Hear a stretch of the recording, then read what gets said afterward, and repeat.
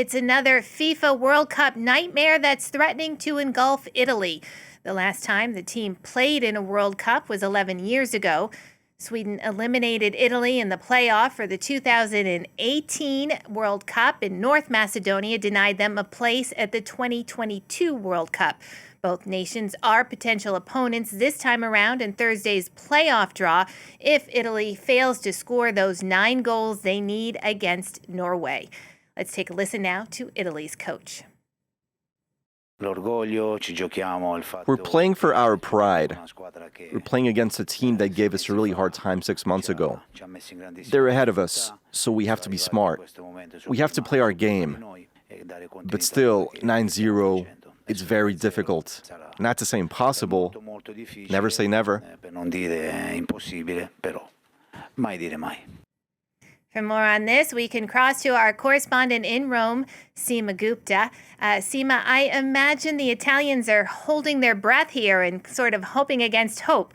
How did the Italian team get into this position?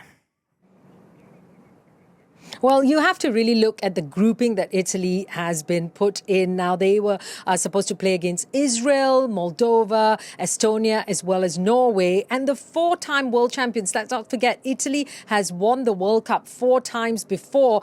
They've won 6 out of the 7 games and got the 18 points there. But they've got this one more game with Norway that's being played in Milan this Sunday evening at the San Siro Stadium. The first game, they lost 3-0 to Norway. So it really was a bad start. But some might say it's not so much about the fact that Italy is playing badly, but the fact that Norway is playing so exceptionally. They've had relentless wins. They've won 7 out of the 7 games, and they've been scoring a massive number of goals. Against Moldova, for instance, their game ended 11-1, with the Norwegians getting those 11 goals in. So it's hard to keep pace with the Norwegian goal-scoring machine. They really have been scoring a lot of goals, and therefore now you are in a situation where Italy needs to score 9 goals in order to win and make it clear through to the World Cup. So it's looking likely that they will move into the playoffs instead. So as we saw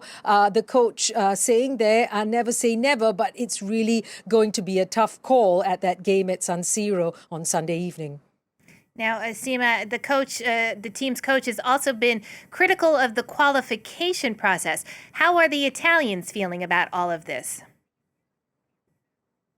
Well, this is a football-crazy country. They follow football very closely. And of course, with the fact that they didn't make it to the World Cup for the last 2 World Cups, it's heartbreaking and, frankly, an embarrassment. I mean, in 2018, when they lost on aggregate 1-0 to Sweden, the papers were in shock. It was the last time that Italy, the first time since 1958 that Italy did not make it to a World Cup. And back then, it was described as apocalyptic. So one can only imagine what it's going to be like if they don't make it for the third time round. So some have said, look, frankly, it's a question of some bad luck. It's a huge blow that they lost 3-0 to Norway in the beginning. That led to the sacking of the manager, Luciano Spalletti. And then we saw Gennaro Gattuso. Gattuso, of course, was part of that 2006 team that did win the last time that Italy won the World Cup. So he's been doing pretty well so far, but again, he's not making it up in terms of the number of goals. Now, Gattuso has said, as you mentioned, he's been critical of the way the qualification process has changed, and he said it's made it harder for European teams to actually qualify. Critics, however, argue, well, other countries like France and England have managed to get through, so Italy frankly just needs to improve its game, improve its players, and maybe improve its game as well. Others have said that Italy just has a smaller pool of top-tier players in which to choose from. So that doesn't help in terms of having a stronger team. But clearly, a lot of people will be watching this game. It will be a miracle if they can get those 9 goals in. But then it moves on to a playoff, and then we'll have to see whether Italy is in or out of the 2026 World Cup. Seema, thank you so much. Yes, I guess there'll be a lot of people kind of crossing their fingers across Italy. That's Seema Gupta, Rome correspondent for France 24.